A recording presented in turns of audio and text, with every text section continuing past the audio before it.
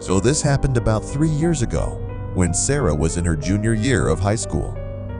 She lived in a small suburban town, the kind of place where everyone knows everyone, and nothing bad ever really happens.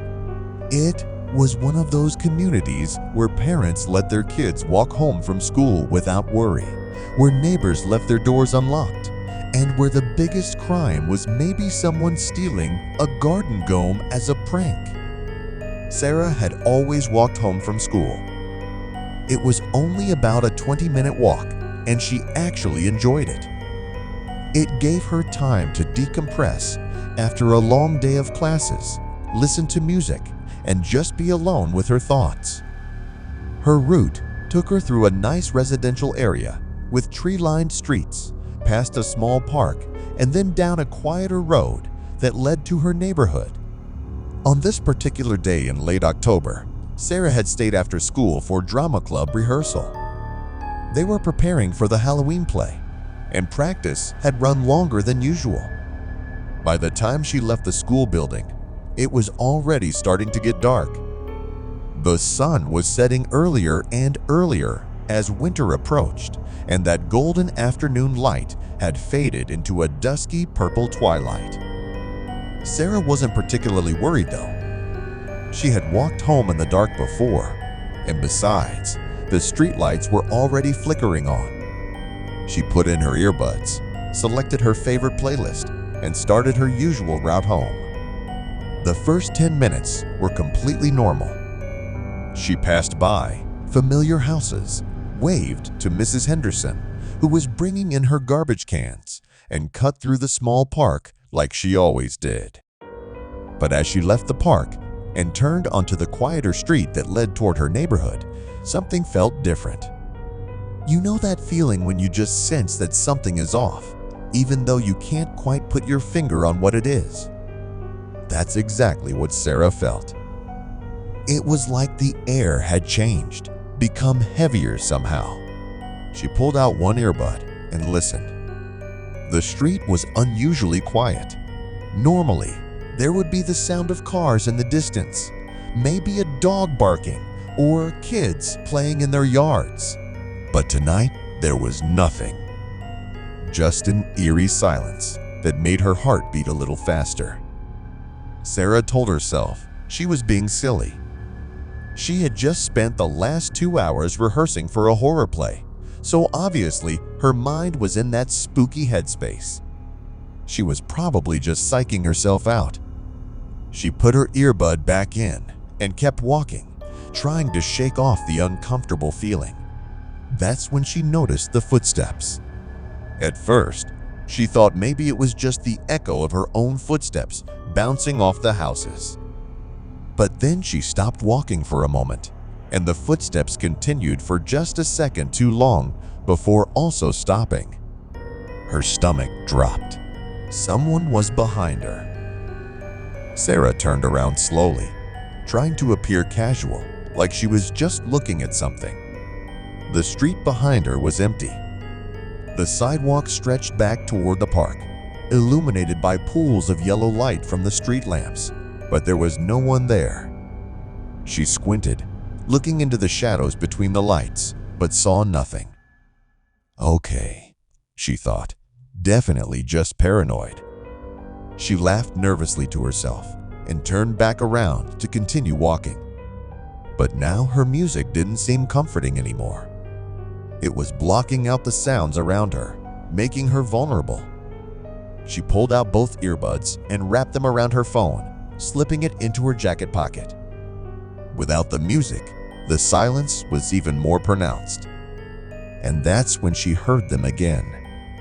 Footsteps. Definitely footsteps.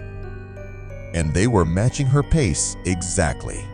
When she walked faster, they walked faster. When she slowed down, they slowed down. Sarah's hands started to shake. She pulled out her phone, thinking she should call her mom, or maybe even 911. But what would she say? That she heard footsteps? They would think she was crazy. Besides, every time she turned around, there was no one there. She decided to test something. She stopped walking completely and pretended to look at her phone. The footsteps behind her stopped immediately. She counted in her head. 1, 2, 3, 4, 5. Silence. Then, just as she was about to convince herself it was nothing, she heard it. A very soft shuffling sound, like someone shifting their weight from one foot to the other. Her heart was pounding so hard she could hear it in her ears. Someone was definitely following her, and they were trying to stay hidden. Sarah knew she was still about 10 minutes from home, and this street had very few houses. Most of them were set far back from the road with long driveways and tall hedges. There was nowhere she could run to for help. She started walking again, faster this time, her mind racing. Should she run? Should she turn around and confront whoever was following her? Should she call someone? Her fingers trembled as she unlocked her phone and pulled up her mom's contact. But before she could press call, she heard something that made her blood run cold. Whistling. Someone behind her was whistling. It wasn't a cheerful tune, but rather a slow, eerie melody that seemed to drift through the darkness. And it was getting closer. Whoever was following her wasn't bothering to hide anymore. Sarah broke into a run. She didn't care about seeming paranoid anymore. Every instinct in her body was screaming at her to get away. Her backpack bounced against her spine as she ran, and she could hear her own panicked breathing. Behind her, the footsteps also broke into a run, no longer trying to match her pace, just chasing. She risked a glance over her shoulder and immediately wished she hadn't. There was a figure behind her, maybe 30 feet back, running in the shadows between the streetlights. She couldn't make out any details, just a dark silhouette, but it was definitely a person, and they were definitely chasing her.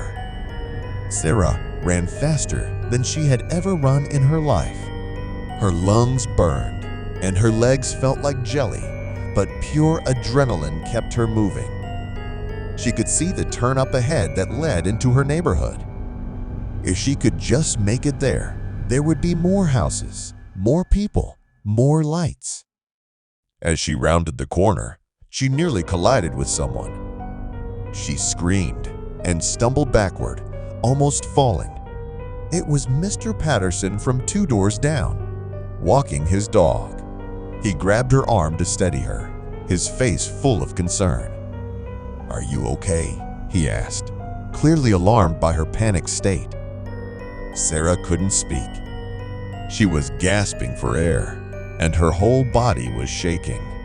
She turned to point back the way she had come, expecting to see her pursuer rounding the corner any second. But the street was empty. There was no one there. Mr. Patterson followed her gaze, confused. "What happened?" he asked. "Did someone hurt you?" Sarah finally found her voice. "Someone was chasing me," she managed to say between gasps. "They were right behind me. They were running after me." Mr. Patterson looked back at the empty street, then at Sarah's terrified face. "Let me walk you home," he said firmly. "And we're calling the police." He did walk her home, and they did call the police. 2 officers came to her house and took a report. They asked her lots of questions. What did the person look like? She didn't know. It was too dark. Was it a man or a woman? She didn't know. How tall were they? She didn't know. The officers were kind, but she could tell they weren't sure what to make of her story. They said they would patrol the area, but admitted that without any description or evidence, there wasn't much they could do. Sarah's parents were supportive, but also a bit skeptical. Her dad even walked the route the next morning, looking for anything suspicious, but found nothing. After a few days, even Sarah started to wonder if maybe she had imagined the whole thing. Maybe it had just been echoes and shadows, her imagination running wild after rehearsing a horror play. But then, about a week later, something happened that confirmed her worst fears. Another girl from her school, a freshman named Emily, reported being followed on the exact same street. And Emily's story was almost identical to Sarah's. The matching footsteps, the whistling, the chase. But Emily had managed to get a slightly better look at her pursuer. She described them as wearing dark clothes and something over their face, maybe a mask or a hood pulled very low. The police took it more seriously this time. They increased patrols in the area and sent out a warning to parents.